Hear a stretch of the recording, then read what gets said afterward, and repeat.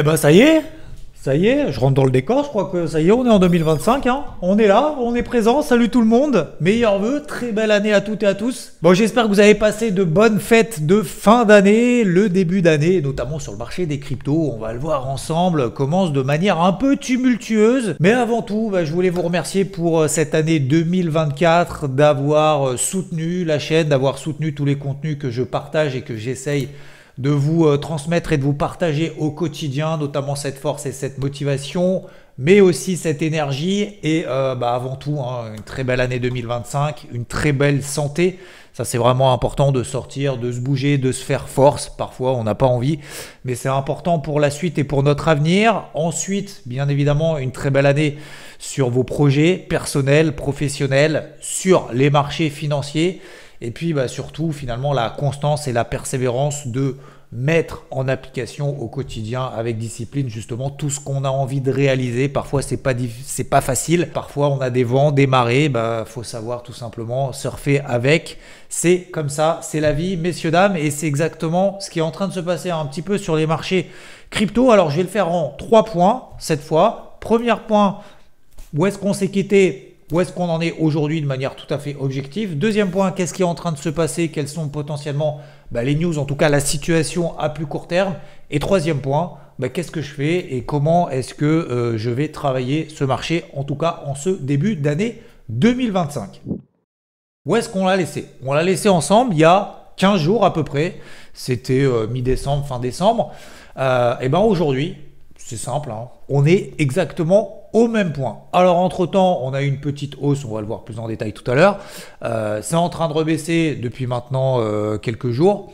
Est-ce que c'est grave? C'est pas grave, je répondrai ça juste après. Mais la situation est exactement la même qu'on l'a laissée. C'est-à-dire que nous sommes toujours, je le rappelle, dans des tendances de fond qui sont haussières. On se place toujours sur des unités de temps weekly. En weekly, on est toujours au-dessus de la ligne bleue MM20 weekly. Ligne rouge MM50 weekly. Tant qu'on est toujours au-dessus de ces niveaux, tout va bien. Deuxième point de repère, on se place, alors ici je suis sur Total, hein, ça regroupe l'ensemble de la valorisation de l'ensemble du marché des crypto-monnaies, toutes celles qui existent.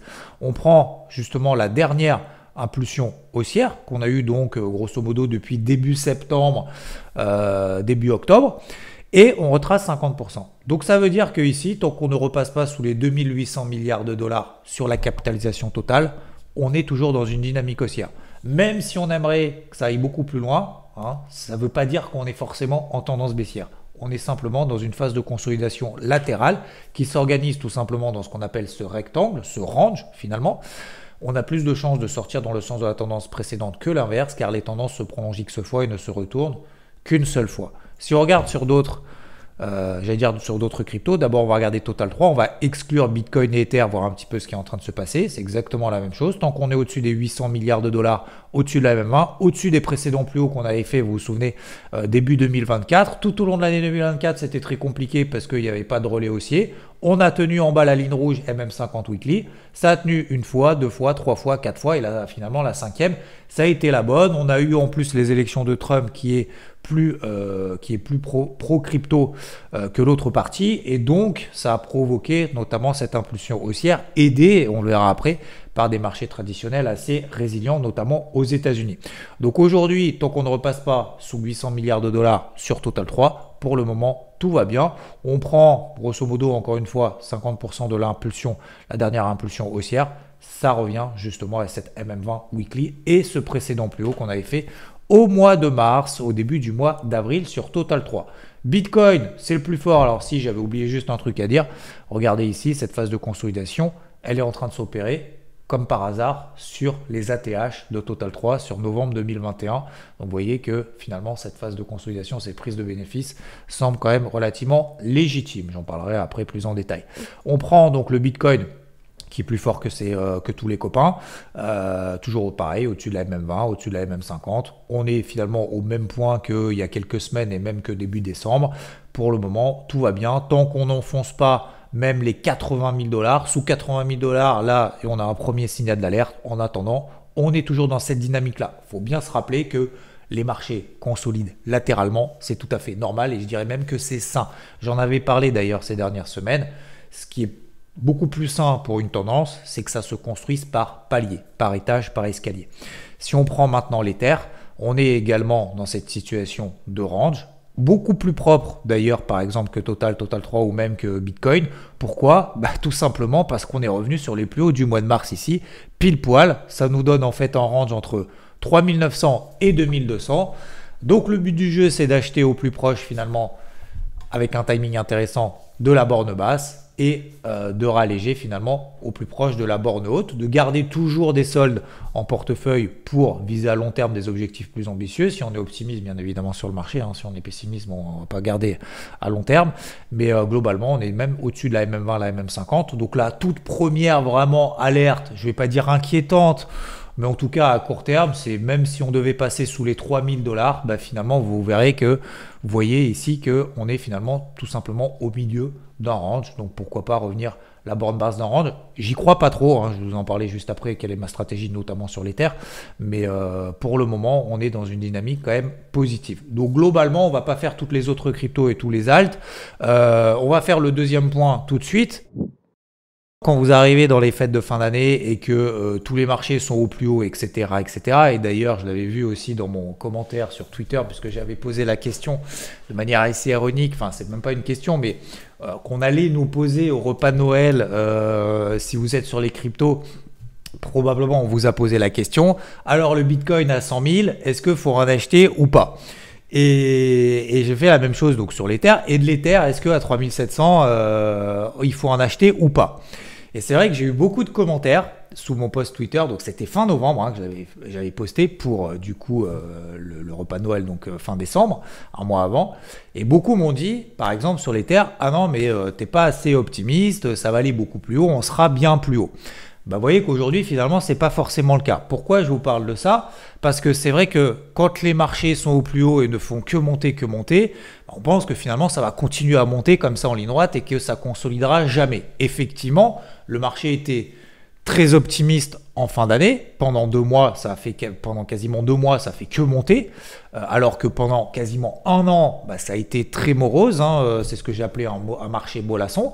Finalement, quand on est effectivement dans un marché optimiste, voire pour ne pas dire euphorique, ça c'est toujours facile après coup de dire qu'il a été euphorique, mais sur le moment, on ne sait pas forcément où est-ce que ça va s'arrêter, eh bien on se dit ça va aller encore plus haut, et on ne s'attend pas forcément à ce qu'on ait des consolidations. Et c'est pour ça que moi, quand je vous expose, quand je vous partage, et je détiens absolument pas la vérité, je pense que je vous apprends rien, et personne ne la détient d'ailleurs.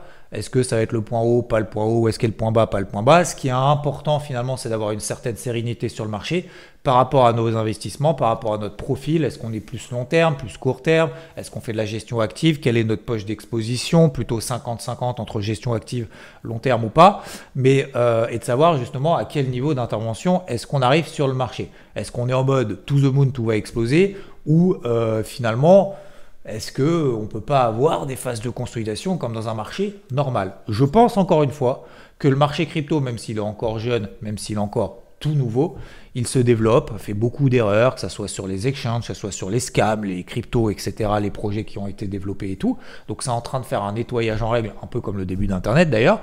Et puis finalement, il n'y a que les dossiers qualitatifs finalement qui sortent un petit peu la tête de l'eau. Il y en a, alors c'est pas du tout fini, mais tout ça pour dire que il faut prendre son temps. Et puis, qu'est-ce qui se passe quand on arrive justement en fin d'année, quand tout est au plus haut, etc. On se dit, bon, ça va aller encore plus haut et tout. Et qu'est-ce qui est en train de se passer? Je regarde toujours justement ces notions de liquidation, donc ces expositions trop importantes, effet de levier, c'est-à-dire qu'on investit plus que ce qu'on a en capital, que ce soit des positions isolées ou sur l'ensemble de son portefeuille, et du coup ça donne des cramages, des positions qui sautent.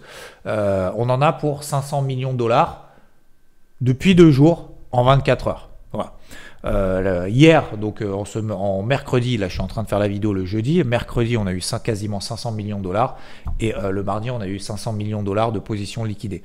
Alors ça paraît conséquent comme ça, mais comme je le disais, c'est que en fait le marché, de plus en plus, il y a de plus en plus d'acteurs sur le marché, que ce soit en termes de crypto, que ce soit en termes d'institutionnels, que ce soit même des États qui s'y intéressent, comme vous le savez, par exemple les États-Unis avec Trump qui dit oui, on va mettre des réserves en Bitcoin, etc. Donc forcément, ça suscite d'autant plus l'attention que c'est les États-Unis. Et il y a de plus en plus aussi d'acteurs, d'investisseurs, comme vous et moi.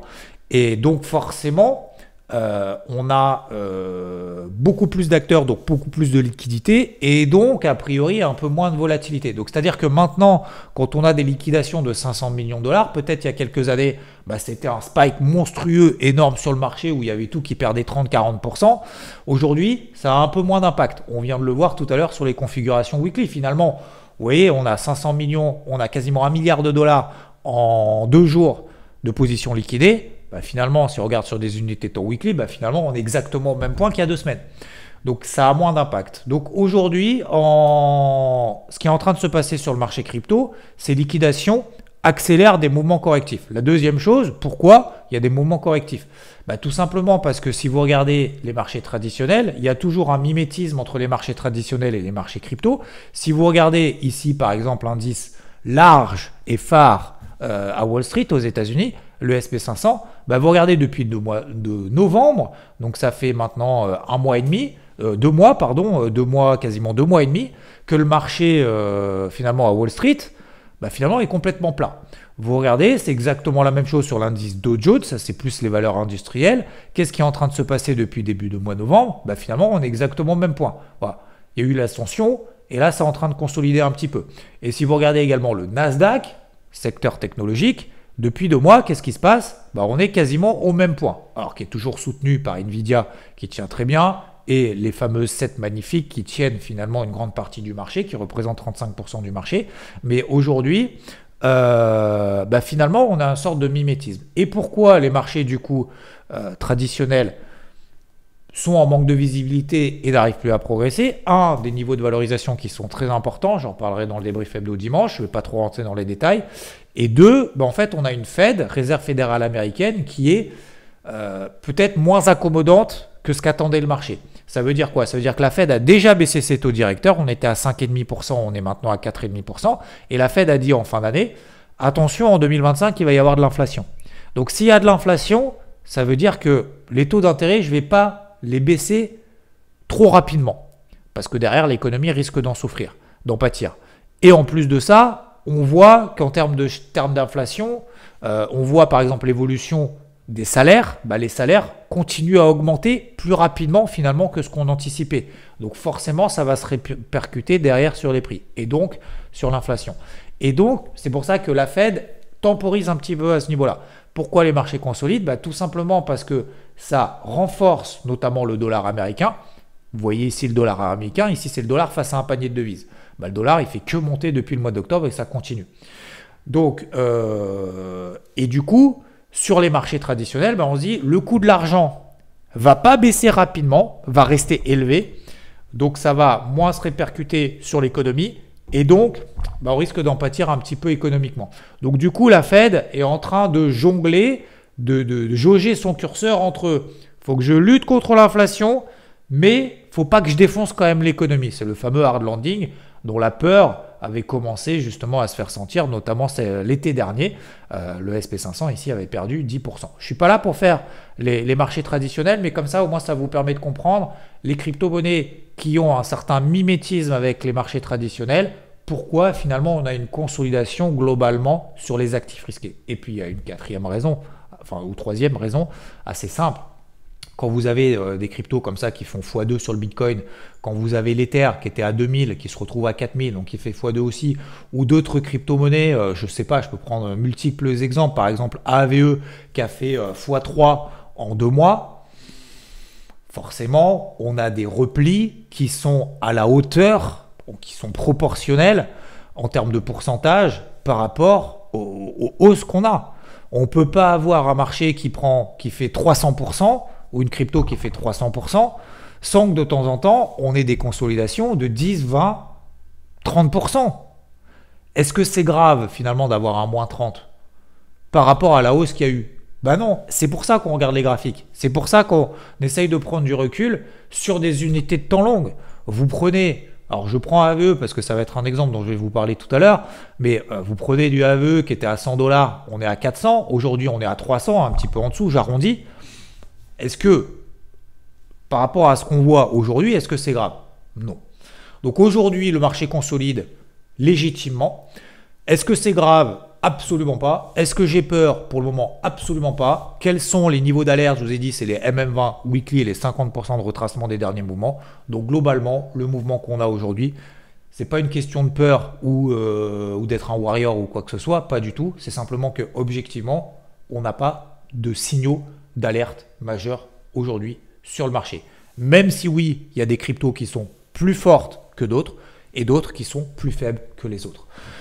Troisième point, donc concrètement, comme je vous l'ai dit ces dernières semaines, moi mon projet c'était, et c'est pas pour faire la météo de la veille, mais simplement que vous compreniez, ce que j'ai fait en fait en 2024, c'est travailler notamment donc la poche gestion active. En long terme, il n'y a pas grand chose à faire, il faut simplement tenir parce qu'aujourd'hui on est dans des configurations positives, on est au plus haut, ça consolide, on a plus de chances d'en sortir par le haut que l'inverse, il n'y a plus qu'à attendre, il n'y a pas grand chose à faire dessus. Sur la partie gestion active, ce qu'on a fait en 2024, c'est plutôt acheter le plus bas possible, enfin en termes de timing, même si on ne sait jamais quel est le point bas, hein, bien évidemment, à l'avance, de réalléger en haut et de recommencer pour travailler finalement dans ces ranges. Ce qui a permis finalement de faire une très belle performance en gestion active.